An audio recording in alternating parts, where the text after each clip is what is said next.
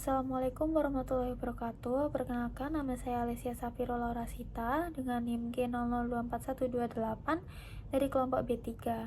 Jadi untuk sekarang saya akan menjelaskan mengenai REN dan uretra sebagai tugas pengganti praktikum yang ketiga. Nah, ini sekarang saya mau menjelaskan mengenai REN dan uretra itu sebagai tugas pengganti praktikum ketiga. Nah, jadi yang pertama ini nanti yang saya mau jelaskan yang pertama itu ada REN atau ginjal.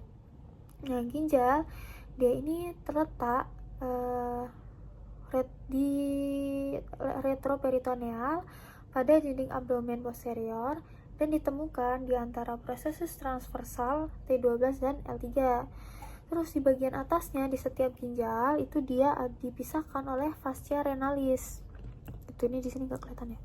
Terus ada kelenjar suprarenal di atasnya, ini yang ini glandula suprarenal itu, atau biasa disebut juga dengan kelenjar adrenal. Masing-masing punya kanan dan kiri. Nah, kemudian ginjal ini dia ditutupi oleh kapsul dua lapis dan dikelilingi oleh lemak perinefrik, fascia gyrota, fascia Zuckerkern, dan lemak paranefrik. Kemudian REN ini punya fiksator atau struktur yang membantu dia itu agar tetap ada di tempatnya. Jadi biar si REN ini nggak bergerak gitu dari tempatnya, nggak jatuh, tidak kemana-mana lah. Nah, fiksatornya ini ada apa aja? Ada 3. Yang pertama ada fascia renalis, terus ada arteri vena renalis, lalu ada corpus adiposum. Nah, aku mau jelasin juga kalau misalnya REN antara REN dextra dan sinistra itu letaknya dia nggak sama. Jadi untuk REN yang dextra dia itu lebih ke bawah gitu. Kenapa? Ini alasannya yang pertama karena memang struktur penggantung dari si REN dextra dan sinistra itu memang lebih panjang dari yang dextra.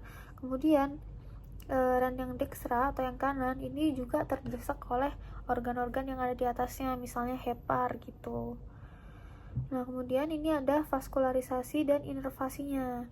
Untuk vaskularisasi yang arteri, dia ini REN utamanya dari arteri renalis yang merupakan cabang dari aorta di bawah arteri mesenterica superior memasuki hilum ginjal di L2.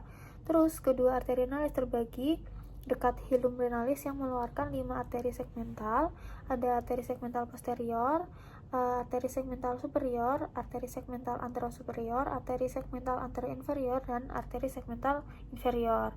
Terus venanya dia bermuara ke vena cava inferior pada kedua sisi.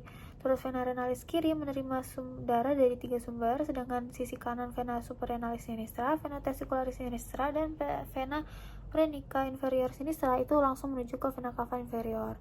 Sebenarnya untuk vaskularisasi yang arteri dan venanya ini agak mirip ya. Jadi untuk arteri dia dari aorta terus menuju ke arteri renalis. Dari arteri renalis dia masuk ke arteri segmentalis menuju arteri lobaris. Terus dari arteri lobaris dia ke arteri interlobaris, masuk ke arteri arcuata, terus ke arteri interlobularis, kemudian ke aferen, glomerulus, dan ke arteri aferen. Untuk venanya itu kebalikannya ya, nanti ada vena dari interlobaris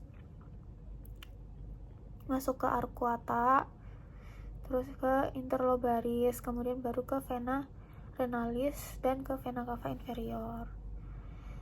Lanjut untuk inervasinya, REN itu diinervasi oleh plexus saraf ginjal yang terdiri dari saraf simpatis dan parasimpatis, disuplai oleh serat dari saraf splanici abdominopelvic. Ada 3, itu ada somatic afferent, itu nervus splanici thoracici, terus simpatisnya itu nervus splanici major dan nervus splanici minor, terus parasimpatisnya oleh nervus vagus. Lanjut, ini mau menjelaskan mengenai ureter. Jadi ureter ini merupakan saluran berbentuk pipa yang menghubungkan ginjal dengan kandung kemih. Terus dia ini dimulai dari pelvis ginjal. Ini kalau ureter di sini kelihatan yang ini ya, ini ureter. Nah, dia ini dimulai dari pelvis ginjal. Ini di sini pelvis ginjal. Strukturnya itu berbentuk corong melebar yang mengumpulkan urin dari saluran pengumpul ginjal. Kemudian dari pelvis renalis, ureter turun ke bawah ke bagian belakang peritoneum, berjalan sepanjang dinding posterior abdomen dan menyilang tepi pelvis ke dalam rongga pelvis. Jadi sebenarnya cara bentuknya tuh agak miring gitu supaya ini mencegah si urin itu kembali lagi ke ginjal. Kemudian ureter ini punya dua titik yang menyempit gitu ya, ada uretropelvic junction dan persimpangan uretrovesikal atau UVJ. Terus untuk vaskularisasinya, arterinya itu dia dari aorta abdominal dan arteri renalis ke gonadal dan iliaca communis. Terus untuk ureter distal dia dari arteri vesikalis dan uterus yang merupakan cabang iliaca interna. Kemudian untuk vaskularisasi limfatiknya, pembuluh limfatiknya itu dia bermuara ke nodus iliaca interna, eksterna, dan communis. Jadi untuk yang sinistra dia ada nodus limfa para aorta sinistra. Untuk yang destra itu ada nodus limfa para kaval dan intera ortokaval dextra. Itu ya ini. Kemudian untuk inovasinya,